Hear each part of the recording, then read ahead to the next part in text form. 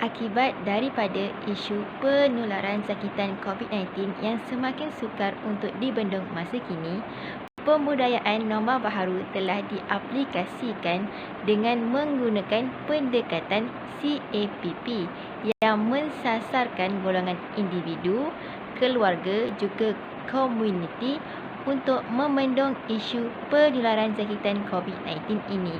CAPP adalah singkatan untuk perkataan C untuk cegah, A untuk amalkan, P untuk patuhi dan P yang terakhir adalah untuk pantau. Terima kasih diucapkan kepada Nazatul Hikmah di atas penerangan tadi. Seterusnya, saya Nur Idina binti Abu Bakar akan menerangkan tentang strategi norma baharu. Strategi norma baharu terbahagi kepada 4. Yang pertama adalah kawalan sempadan. Sebelum memasuki sempadan, saringan kesihatan perlulah dilakukan di pintu masuk antarabangsa.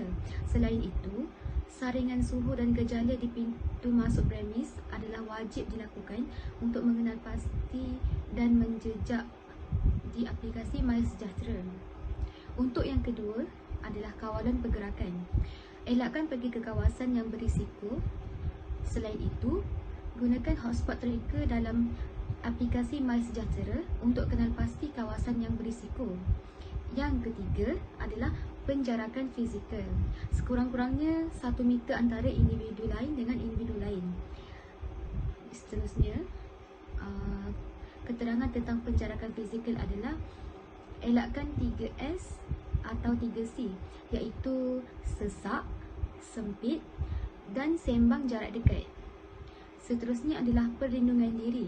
Perlindungan diri seperti kita mestilah menjaga kebersihan diri. Contohnya, selepas keluar membeli barang atau melakukan aktiviti seperti kerja, setelah pulang ke rumah, kita mestilah membersihkan diri dengan mandi, merendam pakaian serta mencuci pakaian yang kita pakai sebentar tadi. Selain itu, kita mestilah sebelum keluar, hendaklah memakai pelitup muka. Akhir sekali, kita mestilah mengamalkan 3W, iaitu wash, cuci, warn, amaran dan yang ketiga, wear, pakai. Terima kasih Irdina atas penerangan tersebut. Kini saya akan menerangkan mengenai penjarakan fizikal. Penjarakan fizikal adalah menjaga jarak sepanjang 1 meter antara individu yang lain ketika berada di luar. Penjarakan fizikal dapat dipatuhi dengan mengamalkan amalan 3S. S yang pertama adalah bermaksud mengelakkan diri untuk berada pada tempat yang sesak. Sebagai contoh, kita perlulah mengelakkan diri untuk mengunjungi kawasan yang sesak seperti pasar tani ataupun pasar basah yang akan dikunjungi ramai orang pada waktu hujung minggu. Dan S yang kedua bermaksud kita perlulah mengelakkan diri untuk berada pada tempat yang sempit dan juga tertutup. Sebagai contoh, jika kita ingin menggunakan kemudahan lift, kita perlulah memastikan lift tersebut tidak digunakan seramai 4 orang pada waktu-waktu tertentu ataupun pada satu masa tertentu. Jika kita menggunakan lift yang telah dimasuki lebih 4 orang, kita akan terdedah dan berisiko untuk dijangkiti virus COVID-19. Dan S yang ketiga bermaksud kita perlu mengelakkan diri untuk bersembang secara dekat.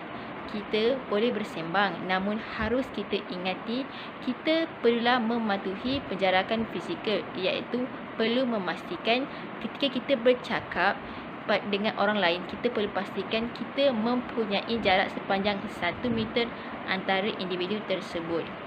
Jika kita mengamalkan amalan 3S ini, kita bukan saja mematuhi arahan penjarakan fizikal, namun kita juga mampu untuk sama-sama membendung isu penularan jangkitan COVID-19 ini. Perintah Kawalan Pergerakan, Akta Pencegahan dan Pengawalan Penyakit Berjangkit 1988 dan Akta Polis 1967. Larangan menyeluruh pergerakan dan perhimpunan ramai di seluruh negara termasuk aktiviti keagamaan, sukan, sosial dan budaya. Untuk menguatkuasakan larangan ini, semua rumah ibadat dan premis perniagaan hendaklah ditutup kecuali pasar raya, pasar awam, kedai runcit dan kedai sepernika yang menjual barang keperluan harian. penangguhan semua aktiviti keagamaan di masjid dan surau termasuk solat Jumaat. Sekatan menyeluruh semua perjalanan raya Malaysia ke luar negara bagi yang baru pulang dari luar negara. Mereka dikehendaki menjalani pemeriksaan kesihatan dan melakukan kuarantin secara sukarela atau self-kuarantin selama 14 hari.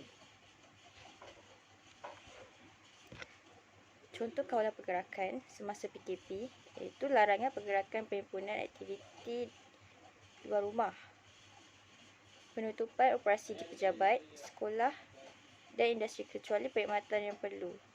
Semasa PKP, jangan pergi ke kawasan berisiko jangkitan iaitu ada kes atau kluster COVID-19. Kita juga perlu patuhi arahan kuarantin iaitu mereka yang diberi surat perintah pengawasan dan penghatian. Contoh, kontak rapat kepada kes positif. Gunakan aplikasi MySejahtera untuk semak kawasan berisiko jangkitan.